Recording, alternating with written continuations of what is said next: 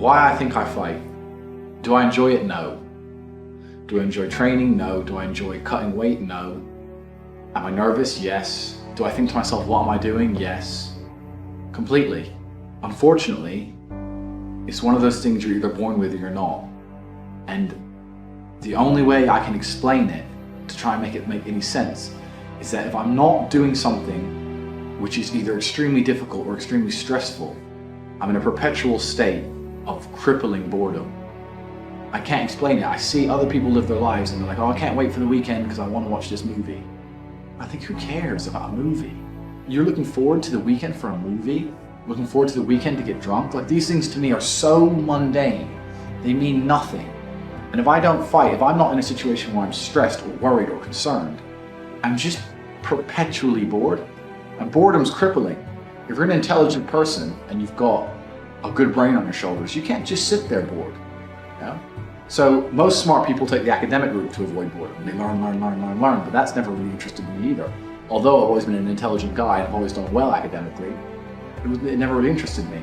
And then I see people climb Mount Everest or jump off buildings or do base jumping, or the guy who jumped from space. People think, what's he doing? He's crazy. I understand. Because some people can't live normal lives. Some people cannot just function 9-to-5 office job, get drunk at the weekends. That is not for some individuals, and it's not for me. So I have to find something which keeps me physically tired enough to stop me going AWOL, and mentally tired enough. And I've chosen fighting, because without this, when I'm not in training, I wake up every day and think, okay, what am I gonna do today? It's 9 a.m. on a Tuesday, I'm bored, everyone's at work, I'm bored, and I'll end up doing something crazy. I'll either end up drunk or on the Eurostar, or, you know, it's just a random lifestyle, because I'm constantly looking for never-ending entertainment, and it doesn't exist. I think the only thing that could stop me fighting is if I had enough money to constantly entertain myself. Unless I'm a billionaire, I need something that keeps me focused and keeps me occupied in life.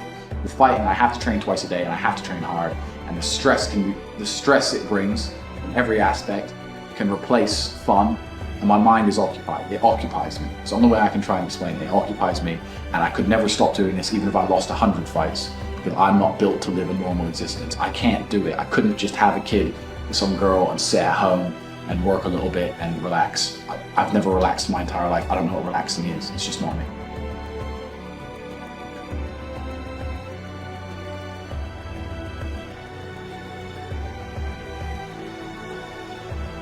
I was a 4-time kickboxing world champion. For 12 years, I trained 5 hours a day, 6 days a week. And I was motivated to train probably about 25% of the time. The rest of the time I went because I am disciplined. You don't feel like going through that shit on a Wednesday morning when you wake up, but you have to do it because you're disciplined. You're either a disciplined individual or you are not a disciplined individual. There's a difference between want and want. And I say this all the time. People say to me, I want to be rich. And I say, okay, well, I want to be able to ice skate, but I don't want to be able to ice skate enough to go learn how to ice skate because I can't be bothered. I mean, surely if I could click my fingers and be a figure skater, I'd click my fingers. Who wouldn't? But I don't want to actually go train because I don't want it enough. And this is the exact point with money. Everyone wants money put on their lap. If you truly wanted money, you wouldn't be able to sleep until you fucking had it. And this is the point. Because when I had nothing, I couldn't be distracted. You couldn't distract me from what I wanted. That's who I am. If I want something, I'm gonna get it. I do not need to be motivated. I'm a disciplined person. If I allocate X amount of time to work, I'm gonna do it. But that is the bottom line answer. It's discipline. You're gonna have to work when you don't feel like working. That's how it's gonna have to be, or you're never gonna be in it. One of the only things in this world you can control is your state of mind. You can't control the weather, you can't control other people, you can't even control your health. You might get a brain hemorrhage, you might get hit by a bus.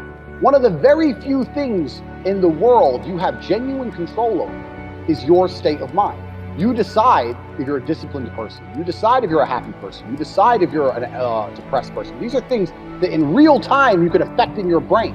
This is all you can control on Earth. If you can't control that, then you're just a feather in the wind.